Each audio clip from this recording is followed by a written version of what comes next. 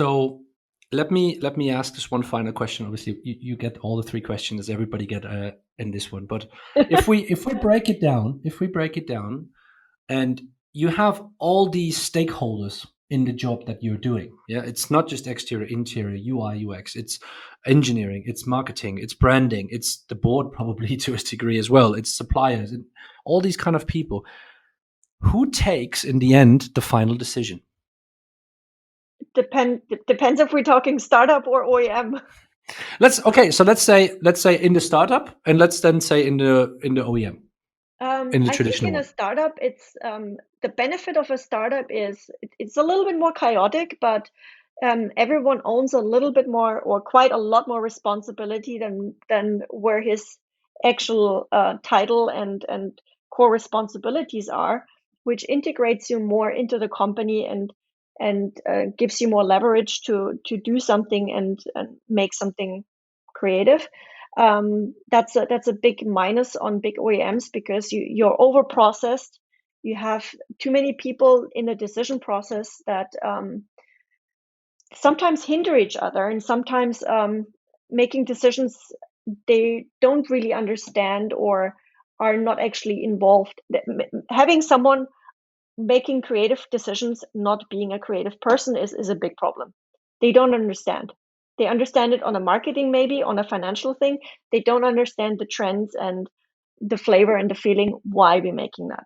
So the more people you have lined up going through decision process, the more diluted you have a product, and also the longer your decision process is, the more it costs and the more diluted it gets. So what was I going to say?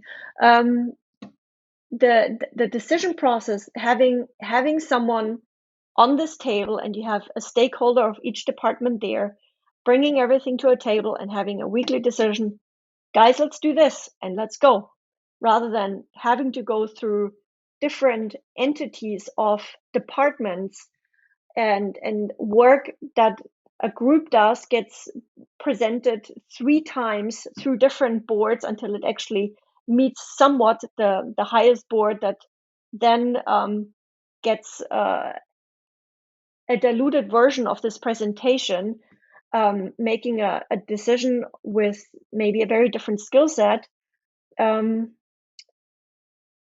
is hindering. I think it's hard. It's hard. It's and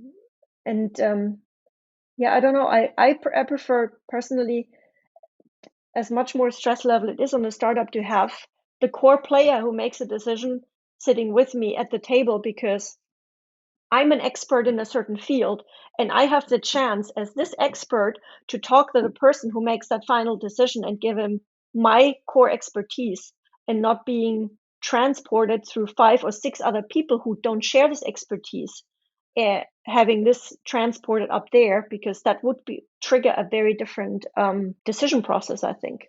Yeah.